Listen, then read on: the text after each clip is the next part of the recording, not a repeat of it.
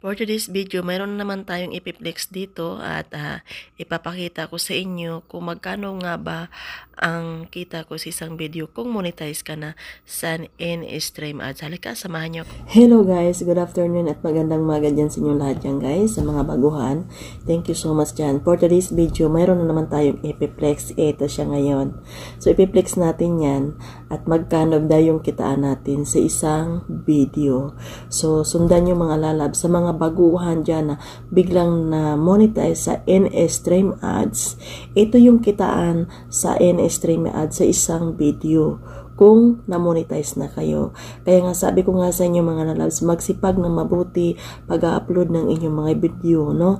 Lalong-lalo na na-monetize na kayo sa in-stream ads. Huwag niyong kalimutan, porket na-monetize na kayo ay hindi na kayo mag-upload. Hindi po, pagtrabahuin at magsipag talaga kayo ng gusto kung paano kayo mag-video or mag-content araw-araw.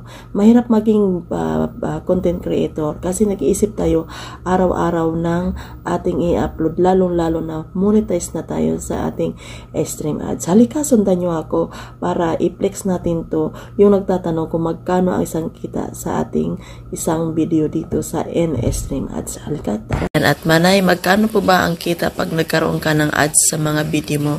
Thank you for sharing. So ngayon pupunta tayo ngayon sa ating Chrome or sa ating Creator Studio.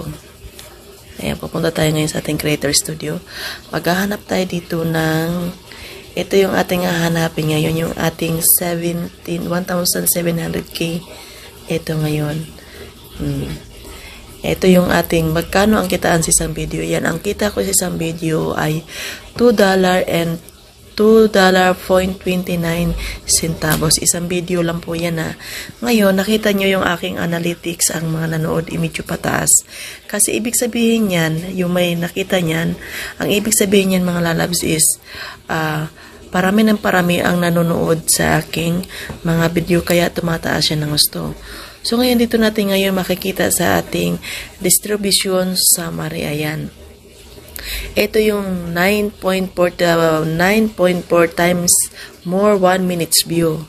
Yun, ibig sabihin, pataas ng pataas yung ating nanonood. Tapos may nakalagay pa dito, 1.7 times more average view time.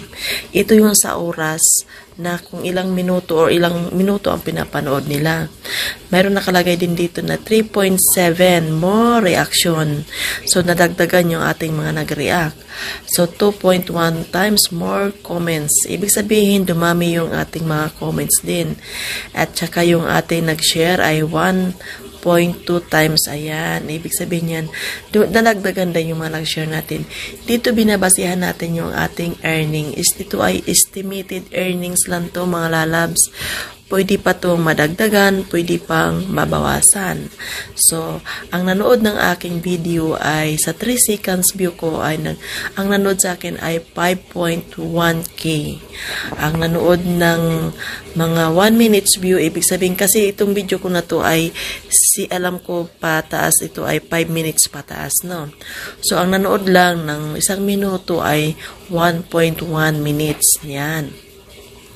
Ang average natin, ang average minutes view ay 0.30. Ang nag-engage sa akin ay 838. Ngayon, pupunta tayo dito sa ating see more.